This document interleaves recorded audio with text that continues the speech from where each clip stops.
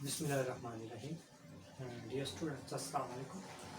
और आज का हमारा जो लेक्चर है सॉलिड स्टेट को हमने स्टार्ट किया था। लेक्चर मेरे ख्याल में 3 लेक्चर हो गए हैं, चौथा लेक्चर है। तो वो जो लेक्चर है वो हमारा मैंने यहाँ पे राइट भी किया है कि हम आज स्टडी करेंगे elastic waves in cubic crystal, यानी इलास्टिक वेव्स का जो बिहेवियर है किसी क्यूबिक क्रिस्टल के अंदर वो क्या है, उस बिहेवियर को हम आज इस लेक्चर के अंदर देखेंगे। जहाँ तक हमारे पास लेक्चर हो गया हम वहाँ तक इसको आज से मैक्सिमम करने की कोशिश करेंगे। देखो, सबसे पहले मैं बात हम यहाँ पे करना चाह रहा हूँ कि मेरे पास लेट्स सपोज एक क्यूब है, एक क्यूबिक क्रिस्टल है जी।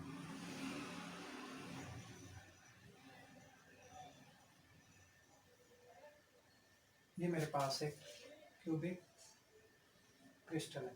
ड्राइंग मेरी बहुत अच्छी है इसलिए थोड़ा सा ऐसे बन गया, लेकिन मैं बात कर रहा हूँ मेरे पास एक क्यूबिक क्रिस्टल है और वो क्यूबिक क्रिस्टल जो है लेट्स सपोज ये एक्स एक्सिस, ये वाई एक्सिस, ये जी एक्सिस, या आप इधर से स्टार्ट कर लें, इसको एक्स कह लें, इसको वाई कह लें और इसको जी कह लें, कोई फर्क नहीं पड़ता। इलास्टिक वेव्स इन ट्यूब, इस जो एनालिसिस हम करना चाह रहे हैं इसके 2 मेथड हैं, टॉप डाउन और बॉटम।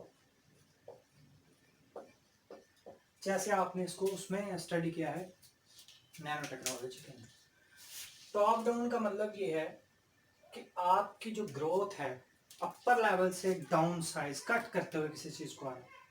हम यहाँ पे जो एनालिसिस करने जा रहे हैं इलास्टिक क्रिस्टल का बिहेवियर जो स्टडी करने जा रहे हैं, वो बिहेवियर हमारे पास टॉप डाउन तकनीक के साथ हम करेंगे। क्या मतलब मेरा इस टॉप डाउन तकनीक कहने का? मेरा मतलब ये है कि मैं इसके अंदर इस पूरे के पूरे क्रिस्टल को एक कॉन्टिन्यूस मीडियम कंसीडर करूँगा और वो कॉन्टिन्यूस मीडियम इस तरह का होगा कि हमारे पास उस कॉन्टिन्यूस मीडियम के अंदर जो एटॉमिक इंटरेक्शंस हैं, एटॉमिक इंटरेक्शन, मैं उनको स्टडी नहीं कर रहा, मैं उनको कंसीडर नहीं कर रहा, मैं जस्ट आपके पास इस एनालिसिस के अंदर मीडियम के तौर पे स्टडी करूंगा। इसके अंदर माइक्रोस्कोपिक एटॉमिक स्ट्रक्चर को स्टडी कर सकता हूँ, माइक्रोस्कोपिक एटॉमिक इंटरेक्शंस के रोल को हम यहाँ पे नेग्लेक्ट कर रहे हैं फिलहाल। अब आपके पास दूसरा हम काम क्या कर रहे हैं, हम काम ये कर रहे हैं कि हमारे पास ये जो क्यूबिक क्रिस्टल है इसके अंदर हम लेट्स सपोज कि यहाँ पे एक स्ट्रेस अप्लाई करते हैं और ये स्ट्रेस जो बनेगी हमारे पास एक्स होगी। लास्ट में हमने पढ़ा था कि एक्स डायरेक्शन में और normal to plane, normal plane to x. अब याद रखना है आपने कि मैंने जो फोर्स कंसीडर किया है इस केस के अंदर वो एक नॉन होमोजीनियस फोर्स है, इनहोमोजीनियस फोर्स है। अब इनहोमोजीनियस फोर्स का मतलब ये है कि इस फोर्स की वजह से यहाँ पे जो स्ट्रेस है, अब इसका एडजेसेंट फेज ये बनता है लेट्स सपोज, ठीक है, ये इसका एडजेसेंट फेज बनता है। तो हमारे पास इस फोर्स के यहाँ पे स्ट्रेस जो उसने फोर्स किया है और यहाँ पे जो वैल्यू आई है उसके अंदर फर्क है। कितना फर्क है ये हम डेल्टा एक्स के साथ शो करते हैं। यानी अब आपके पास ये जो मैंने स्ट्रेस अप्लाई की है, लेट्स सपोज ये पॉजिटिव फेज ले लेता हूँ, तो फिर ये हमारे पास हमने कुछ स्ट्रेस अप्लाई की है नेगेटिव, तो ये हमारे पास जो नेगेटिव स्ट्रेस हमने अप्लाई की है तो पॉजिटिव स्ट्रेस उसके बिल्कुल बराबर नहीं है। क्यों? क्योंकि हमारे पास फोर्स जो है वो नॉन होमोजीनियस है। अब आपके पास यहाँ पे तीनों एक्सिस की जब बात करते हैं तो वॉल्यूम एलिमेंट जो बनेगा वो हमारे पास बनेगा डेल्टा एक्स, डेल्टा वाई और डेल्टा जी। अब आपके पास जब इधर फोर्स हमने अप्लाई कर दी, तो फोर्स अप्लाई करते हैं तो हमारे पास जो स्ट्रेस बनती है, जो हमारे पास रिलेशन बनेगा, जो इसका एक्चुअल हम कॉम्बिनेशन की तरफ हम जा रहे हैं, तो फोर्स होमोजीनियस है। तो अगर हमने नेगेटिव एक्स एक साइड फेस पे अप्लाई किया है तो आपके पास वो किसकी इक्वल है, वो इक्वल है हमारे पास x dash x plus partial x power x delta x के, ठीक है। तो अब आपके पास ये हमने वो स्ट्रेस अप्लाई की है, ठीक है, ये देखें, ये स्ट्रेस एक साइड में पुट किया तो दूसरी में कुछ चेंज आया, कुछ इंक्रीज आया, ठीक है। वो जो इंक्रीज आया है वो हमारे पास, अगर हम कहते हैं ये नेट फोर्स है। अब फोर्स कैसे निकालेंगे, ये बड़ा मजेदार पॉइंट है। फोर्स हमने एक्स एक्सल के लॉन्ग निकालनी है। एफ ऑफ एक्स के लॉन्ग जब फोर्स निकालेंगे तो ये हमारे पास बनेगी पार्शियल एक्स बाय एक्स और partial x delta x delta y delta z. हाँ जी, ये देखें, ये जो टर्म है ये स्ट्रेस को शो कर रही है। और फोर्स जो स्ट्रेस होती है, स्ट्रेस हमारे पास किसके इक्वल होती है, फोर्स पर यूनिट एरिया के। इसका मतलब है कि फोर्स पर यूनिट एरिया के लिए हमारे पास ये डेल्टा एक्स जो है इसका इसके बराबर होना जरूरी है। जब ये इसके बराबर होगा, ये इसके साथ क्या होगा, ठीक है, ये डेरिवेटिव इसके साथ जब बराबर होंगे, जब डेरिवेटिव की कंडीशंस के मुताबिक हमारे पास ये टर्म इसको कैंसल आउट करेगी, इंटीग्रेट करके जैसे भी आप करना चाहो। डेरिवेटिव यहाँ पे कैंसल आउट करेगा तो पीछे ये स्ट्रेस रहेगी और ये एरिया रह गया। अब जब एरिया रह गया तो हमारे पास देखो F of x stress along x axis and area, area क्या है, नॉर्मल, ठीक है। अब आपके पास एफ ऑफ वाई क्या बनेगा, एफ ऑफ वाई बनेगा इसी तरह से partial x y y y और एक्स डेल्टा जी। इसी तरह से एफ जी क्या बनेगा, एफ जी बनेगा हमारे पास partial x g partial g और delta g partial y partial g. ये हमारे पास है तीनों वैल्यूज आ गई किसकी, फोर्स की, जो हमने फोर्स यहाँ पे इस एंगल के ऊपर अप्लाई किया, इस पोजीशन के ऊपर अप्लाई की है। अब जो नेट फोर्स हमारी बनेगी वो नेट फोर्स किसके इक्वल होगी, वो इक्वल होगी f is equal to f of x plus f of y plus f of g. अब याद रखना कि हमने यहाँ पे मैग्नीट्यूड की बात कर रहा हूँ, मैग्नीट्यूड की बात करूंगा तो मेरे पास फोर्स जो टोटल बनेगी वो बनेगी मेरे पास force partial x of x over partial x plus partial x y over partial y plus partial x g over partial g. ये हमारे पास फोर्स बनी और साथ में क्या बनेगा, delta y delta x delta c. Order थोड़ा सा चेंज हो सकता है, उसकी कोई इशू नहीं होता। अब आपके पास फोर्स आ गई, तो जो फोर्स है, अगर न्यूटन के सेकंड लॉ की बात करूं तो फोर्स बनती है फिजिकल टू एम में, और ये जो एम ए है ये फर्दर हम लिख सकते हैं पार्शियल यू ओवर पार्शियल का सेकंड डेरिवेटिव। अब ये जो पार्शियल यू है इसका मतलब ये हुआ कि ये जो मैंने टर्म यहाँ पे यूज की है ये डिस्प्लेसमेंट को शो कर रही है, किसको शो कर रही है, डिस्प्लेसमेंट को, ठीक है जी। अब आपके पास इस टर्म को यहाँ पे लिखने के बाद अगली बात जो मैं करने जा रहा हूँ वो ये है कि हमने फोर्स के दोनों पहलू को कंपैरिजन करना है। हमने कंपेयर करेंगे m partial square u over partial t square is equal to partial x of x with respect to partial x plus partial x y with respect to partial y plus partial x z with respect to partial z delta x delta y delta z। अब इसी के अंदर हम divide करते हैं दोनों sides को अगर v के साथ। जब मैं v के साथ इसको डिवाइड करूंगा तो मेरे पास इक्वेशन कुछ इस तरह से बनेगी, partial double derivative square is equal to partial x of x over partial x y over y partial x g over partial g. ये बात यहाँ तक बिल्कुल सिंपल है, क्लियर हो जानी चाहिए। मैथमेटिकल पॉइंट्स इसलिए कर रहा हूँ क्योंकि हम टाइम भी बचाना चाह रहे हैं और स्पेस भी बचाना चाह रहे हैं। तो जो मेरे पास बात यहाँ पे आ रही है, जब आपके पास ये सारे फार्मूला आ गए, अब आपने सिमेट्री के लिए लास्ट के अंदर हमने कुछ चीज़ें पढ़ी थी कि लास्ट एक चीज़ यहाँ मैं और बात करना बता दूँ कि मेरे जहन में आ गई है कि आपको मैंने बताया फोर्स हमने इनहोमोजेनियस। अब इनहोमोजेनियस फोर्स यूज़ करने का मतलब यह है कि हमने एक एटॉमिक जो स्ट्रक्चर है ना उसको एक ऑसिलेटर की तरह यूज़ किया, वो एक ऑसिलेटर की तरह बिहेव कर रहा है। अब जब वो ऑसिलेटर की तरह बिहेव कर रहा है तो हमारे पास इसके साथ और ऑसिलेटर को फोर्स लगाने की वजह से कुछ फोर्स का इफेक्ट इस डायरेक्शन में होगा, कुछ इसको रिस्टोर बैक करवाएगा। तो जब इनहोमोजेनियस फोर्स होगी तो आपके पास यहाँ पे इफेक्ट जीरो नहीं आएगा, ठीक है, यहाँ पे इफेक्ट जीरो नहीं आएगा। अब आपके पास ये जो सारा हमने रिलेशन लिख लिया है, अब इसके अंदर x ऑफ x की जो वैल्यू है वो हमारे पास क्या है, हमारे पास है C11 EXX plus C12 EYY plus C12 EZZ, और ये हमारे पास x y जो बना था ये हमने लास्ट पे लिखा था लास्ट लेक्चर के अंदर C44 EXY, और जो हमारे पास XZ है ये बनेगा C44 EZ है।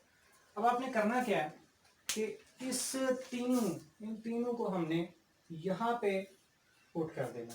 तो ये एक दफा पुट कर लेते हैं, partial square u over partial t square is equal to partial over partial x।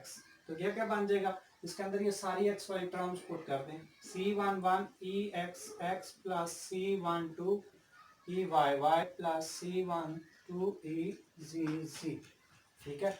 अब आपके पास प्लस क्या होगा, प्लस ये बनेगा हमारे पास पार्शियल और partial y is equal to C44 EXY plus यहाँ पे क्या बनेगा, पार्शियल और पार्शियल z। तो ये क्या बन जाएगा, ये बन जाएगा हमारे पास C44 EZX या EXZ, जैसे आपकी मर्जी है। अब आपने फर्दर इसको एलैबोरेट करना है, एक्सप्लेन करना है, तो कैसे करोगे। अब आपके पास पहली बात, ये टर्म तो मेरे ख्याल में निकल जानी चाहिए, ये दोनों टर्म यहाँ से आउट हो जाएंगे, ठीक है। जब ये दोनों टर्म्स हमारे पास आउट हो जाएंगे, पीछे टर्म रह जाएंगे 1 2 और 3, ठीक होगा जी। अब आपके पास जो टर्म्स हैं बल्कि निकलेंगे नहीं, इनको आप ऐसे ही लिखोगे। अब इसको लिखने का तरीका क्या है कि आपने जो आंसर बनेगा आपके पास वो ये बनेगा कि हमारे पास जो EXX थी वो हमारे पास पार्शियल u और पार्शियल x था, और जो हमारे पास EYY था वो पार्शियल v और पार्शियल y था, और जो हमारे पास EZZ था वो हमारे पास पार्शियल मेगा और पार्शियल x था। इसी तरह से अगर हम एक्स वाई की बात करते हैं तो एक्स वाई हमारे पास बनता था पार्शियल, पहले की डेरिवेशन u और partial y plus partial v और पार्शियल x। इसी तरह से EZX जो बनेगा हमारे पास वो बनेगा पार्शियल मेगा और partial x plus partial u और पार्शियल z। इसी तरह से हमारे पास जब EXY भी हो गया, EZX भी हो गया, तो अब आपके पास बचेगी पीछे, यहाँ पे कोई ऐसी टर्म नहीं है जो बची हो। अब आपने करना क्या है, अब आपने ये जो सारी टर्म्स हैं इसको इधर पुट कर देना। जब इधर पुट करोगे तो आपके पास जो रिलेशन बनेगा पार्शियल u और partial t square is equal to C11, ठीक है, मैं डायरेक्ट लिख रहा हूँ, ये बनेगा पार्शियल u और partial x square plus C44 partial u partial x partial y, ठीक है जी। अब आपके पास plus partial square partial sorry ये हो गया, यहाँ पे मिस्टेक हो गई है कि C11 हो गया। अब आपके पास दूसरी टर्म है जो वो है C44, तो C44 के लिए जो टर्म बनती है partial square u partial y, double derivative की बात कर रहा हूँ, double derivative of u with respect to double derivative of with respect to square. अब आपके पास प्लस जो बनेगा वो बनेगा C12 प्लस C44, ठीक है, और ये बन जाएगा partial double derivative of v respect to partial x partial y plus आपके पास partial square omega partial x partial z। ये हमारे पास रिलेशन हो गया। अब आपके पास ये सारे का सारा लिखने का मौका वजह क्या थी, ये सारे का सारा लिखने की वजह ये थी, हमने ये चीज़ एक्सप्लेन की है यहाँ से कि जो इलास्टिक वेव है उसके अंदर ये वेव इक्वेशन इस तरह से स्ट्रेस कंपोनेंट और स्ट्रेन कंपोनेंट और स्टिफनेस कांस्टेंट को आपस में रिलेट करती है। अब आपके पास इस रिलेशन के बाद आपको एक चीज़ अंदाज़ा होगी कि अगर हम u के लिहाज से लिखना चाहें तो u के लिहाज से हमने ये इक्वेशन सॉल्व कर ली है। ये जो सारी की सारी हमने इक्वेशन लिखी है ये हमने u के लिए लिहाज से लिखी है। अगर इसी इक्वेशन को हम u जो है ये डिफॉर्म या डिस्प्लेसमेंट कंपोनेंट का डिफॉर्म डिस्प्लेसमेंट था जो उसका एक्स कंपोनेंट है। अब हम इसको अगर v की बात करते हैं तो v की बात करने के लिए हमारे पास सिंपली क्या होगा कि v की बात हम इस तरह से करेंगे, ये सारी इक्वेशन के अंदर यहाँ पे मैंने एक स्टेप छोड़ा है। वो स्टेप क्या छोड़ा है कि मैंने ये जो वैल्यूज हैं यहाँ पे पुट नहीं की, ये वैल्यूज यहाँ पे पुट करके आप इसकी डेरिवेशन करेंगे। जब आप पार्शियल डेरिवेटिव लेंगे तो आपके पास इसकी वैल्यू आ जाएगी। अब आपके पास सिमेट्री है, ठीक है, क्योंकि क्यूबिक क्रिस्टल है, 3 फेसेस हैं, सिमेट्री है, तो सिमेट्री के लिए अगर मैं वी फेस के लिए लिखता हूँ यही सारी इक्वेशन, तो मैं सिंपली इसको लिख सकता हूँ टी स्क्वायर ओवर C11 और partial square u over partial, sorry यहाँ पे क्या आएगा v और पार्शियल x स्क्वायर। तो यहाँ पे आगे क्या आएगा C44 के साथ आएगा C44 के साथ हमारे पास बनेगा partial square v over partial y square plus partial square v over partial, sorry double derivative of v with respect to double derivative of c plus C12 plus C44, और ये बनेगा आपके पास u and x y plus partial square mega y partial c, ठीक है। अब आपके पास अगर इसको लिखना पड़ता है आपको ओमेगा के साथ लिखने के लिए क्या करोगे आप, इसको ओमेगा के साथ लिखते हुए इसको यहाँ पे कन्वर्ट करोगे, कन्वर्ट करके यहाँ पे y के लिहाज से ये y था, v के लिए y होगा और ओमेगा के लिए z होगा। अब इसके बाद C44 के अंदर यहाँ पे इक्वेशन टर्न होगी v की बजाय, और यहाँ पे आपके पास आंसर z, यहाँ पे z आ जाएगा, ठीक है, यहाँ पे z आ जाएगा और यहाँ पे पार्शियल v आ जाएगा, ठीक है।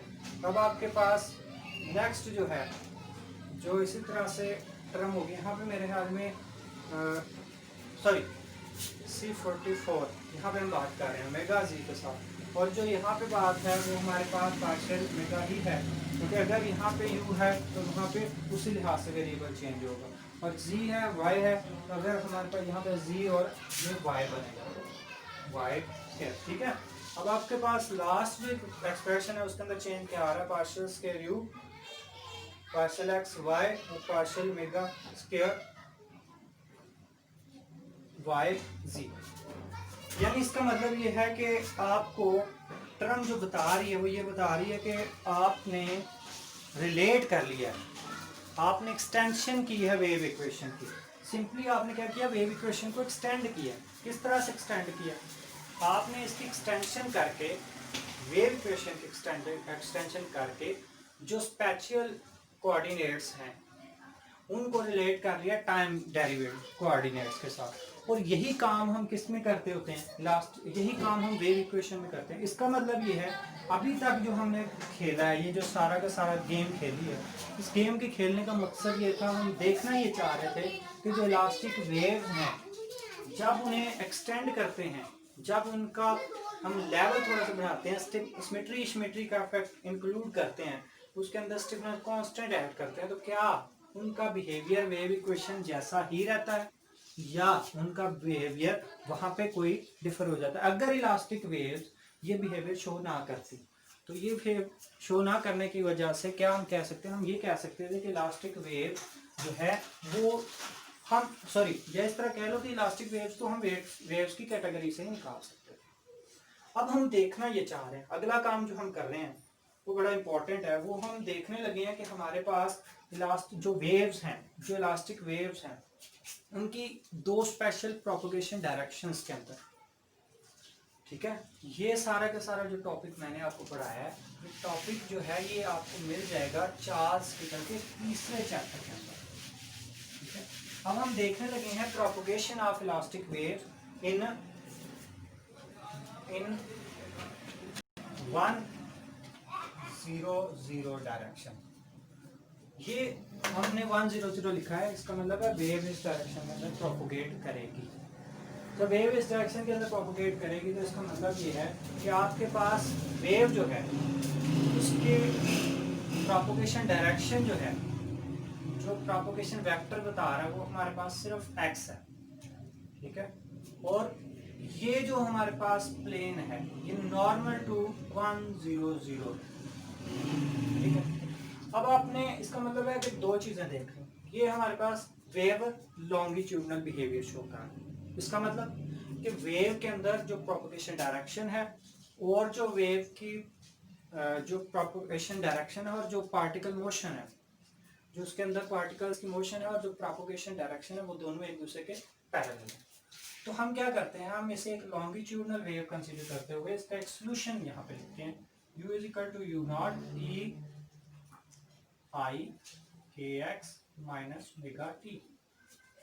जब ये चीज हमने लिख ली तो अब हमने करना क्या है, ये जो एक्सप्रेशन मैंने लिखा है या इधर ये जो मैंने लास्ट एक्सप्रेशन लिखा है, यहाँ पे इस वैल्यू को पुट करते हैं। क्या पुट करेंगे, ये वैल्यू हम यहाँ पुट कर सकते हैं, ये बनेगा, पुट करें इसको, इस वैल्यू को यहाँ पे पुट करना है, ठीक है। जब पुट करेंगे तो आपके पास क्या बन जाएगा, पार्शियल स्क्वायर और partial t e u naught i k x minus omega t is equal to, यहाँ पे देखें आपको जो हमारे पास डेरिवेशन करने की जरूरत है वो सिर्फ यहाँ पे है। क्यों, वो इसलिए कि आपके पास वेव जो है वो सिर्फ एक डायरेक्शन के अंदर प्रोपगेट कर रही है, अपनी सारी डायरेक्शन के अंदर, सारी वैल्यूज के अंदर वो उसको वेव को ऑब्जर्व ना भी करे तो कोई फर्क नहीं पड़ता। अब इसको वहां पे हमने पुट किया C11 के अंदर, C11 के अंदर पुट करेंगे तो क्या बनेगा, double derivative with respect to x square of u and u is equal to i k x minus omega T, ठीक है। इसको यहाँ पे सॉल्व करते हैं। जब इसको हम सॉल्व करेंगे तो जो इस तरफ बनेगी इक्वेशन, वो क्या बनेगी, वो इक्वेशन बनेगी हमारे पास u एज इट इज और e भी हमारे पास एज इट इज, ठीक है। और ये हमारे पास क्योंकि टाइम की डबल डेरिवेटिव है तो क्या होगा, ये ओमेगा जो है ये माइनस आएगा, देन ये माइनस के साथ मल्टीप्लाई करेगा तो ये हमारे पास क्या हो जाएगा, ओमेगा स्क्वायर। इसी तरह से ये हमारे पास C11 है और ये x के लिहाज से करेगा, x के लिहाज से करेगा, यहाँ पे अयोटा, ठीक है। अब अयोटा भी आप लगा लें, सब कोई इशू नहीं है। जब अयोटा की अब बात कर रहे हैं तो आपके पास ये इक्वेशन मजीद कम्प्लेक्स होने जा रही है, ठीक है जी। अब आपके पास अयोटा खत्म हो जाएगा, इसको इधर लगा माइनस ओमेगा, क्योंकि ओमेगा अयोटा है ना, ठीक है। तो अब आपके पास C11 जो है वो क्या बनेगा, C11 क्या बनेगा, देखो ये कैसे किया, ये माइनस था, माइनस के साथ मल्टीप्लाई हुआ, अयोटा अयोटा एक दफा आया, उस दफा फिर अयोटा आया तो उसने इसको माइनस इक्वेशन को कर दिया। C11 जो है वो कैसे बनेगी, वो हमारे पास बनेगी u naught as it is रहेगा और जो ई आई एक्स है के एक्स माइनस ओमेगा टी जो है, ठीक है, ये हमारे पास आ गया। साथ में आंसर में क्या आएगा, माइनस, क्योंकि अयोटा स्क्वायर हो जाएगा ना, अयोटा स्क्वायर के। अब अयोटा स्क्वायर के आया तो आपके पास जब इसको स्क्वायर को माइनस के साथ हम कैंसिल कर सकते हैं और ये जो सारी की सारी इक्वेशन आई है ये भी हमारे पास कैंसिल हो सकती है। तो पीछे इक्वेशन क्या बची, पीछे इक्वेशन ये बनी density multiply by angular frequency का स्क्वायर और C11 के। ये जो इक्वेशन है ये हमें बता रही है कि आपके पास के नहीं आएगा, ये आएगा के स्क्वायर। ये इक्वेशन हमें ये बता रही है कि आपके पास जो फ्रीक्वेंसी, जो ऑब्जेक्ट है वो एक सर्कुलर पाथ के अंदर है और ये उस वजह से है, एटम की वजह से। अब आपके पास इसमें अगर पार्शियल स्क्वायर और के स्क्वायर कर लें तो ये हमारे पास बन सकता है C11 पावर रो। जब इन दोनों साइड्स को आप करेंगे तो आपके पास आंसर क्या आएगा, omega power k is equal to C11 power rho 1/2, ठीक है। अब ये जो ये टर्म है ये किसके कल, हमें पता है ओमेगा जो होता है होता है 2 पाई/f, और k जो होता है वो हमारे पास होता है 2 पाई/λ। शायद ऐसे ही है, ठीक है। अगर इसको सॉल्व करते हैं तो आपके पास ये टर्म बनती है is equal to v, vs is equal to omega over k is equal to c11 1/2। इसका मतलब क्या? अच्छा, इसका मतलब ये हुआ कि ये हमारे पास स्पीड है किसकी? वेव की। कब? जब वेव प्रोपोगेट कर रही है c11, यानी आप देखो c11 है ना, इसका मतलब है वेव किसी पर्टिकुलर डायरेक्शन के अंदर ही कर रही है। और 1/2 फैक्टर जो आ रहा है, तो ये क्या बता रहा है? ये बता रहा है कि जो वेव की स्पीड है वो कम क्यों हो रही है, यानी आपके पास 1/2 फैक्टर ये इससे कम है, ठीक है। तो ये 1/2 फैक्टर का मतलब है कि आपके पास ये प्रेजेंस का बता रहा है कि आपके पास जो स्ट्राइक है, वेव टकराती है आगे जाके दूसरे पार्ट के साथ, कुछ ना कुछ उसकी स्पीड के अंदर लो आ रहा है।